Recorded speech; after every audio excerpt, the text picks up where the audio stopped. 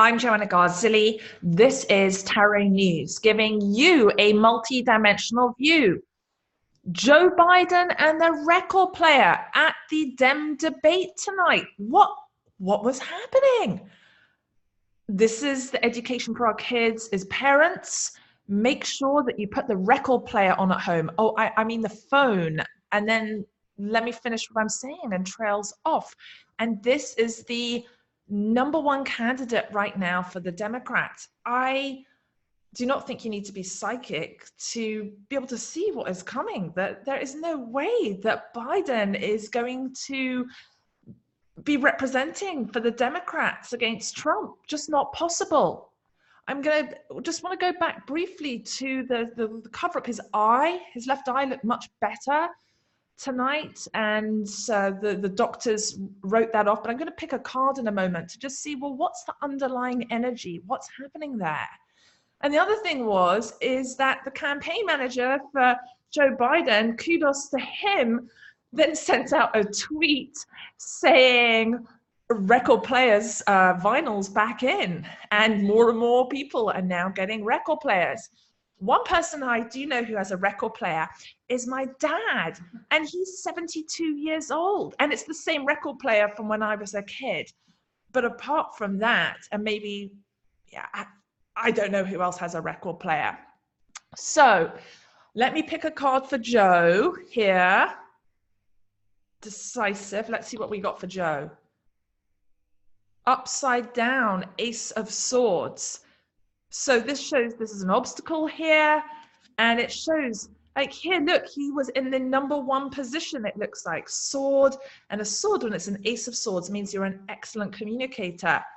In this instance here, I'm going to keep it very simple for you. The card was in reverse, which says, I mean, again, you don't have to be a psychic to figure out that, just if you watch the debate, that things were totally off. So I will be shocked if he ends up being the presidential candidate. There are just more and more things arising, and I would say there are health issues that are being covered up here. Definitely health issues. I mean, he is talking in different decades. He referred to Martin Luther King and to the assassination of JFK being in the 70s. So, go figure. I want to talk briefly about, as a follow-up to my video that I did 8 days before this September debate. And one of the people that I want to reference right away, that in my last Tarot News, I said to Cory Booker, a message that came through from Spirit was, don't dance with the devil. Don't sell your soul to the devil. And I feel that Cory Booker did an exceptional job tonight, but there was no devil energy in sight around him. I feel he was really pure in his intent. I think he started off a little bit slow, but then he got going, and it just, I feel like he did really, really well. And how that's going to turn out for the polls with the people is a whole different thing, because what I noticed in the debate tonight, you've got the old Democrats, like the old system in England, for example, we used to call it just Labour, and then there was New Labour. So it seems like you've got old Democrat, and then you've got New Democrat. And so in that old Democrat realm is Joe Biden, is Bernie Sanders, Kamala Harris. I feel like Elizabeth Warren has a foot in both. One foot in the old, one in the new. And then in the new, you've really got at the front of that Andrew Yang, who wasn't given much time to talk at all. But I feel when he did speak, he was so clear and so concise in his plan. And I feel that he would make an exceptional candidate to be able to, if he had to go and be in those debates with Donald Trump, I think he would do a great job.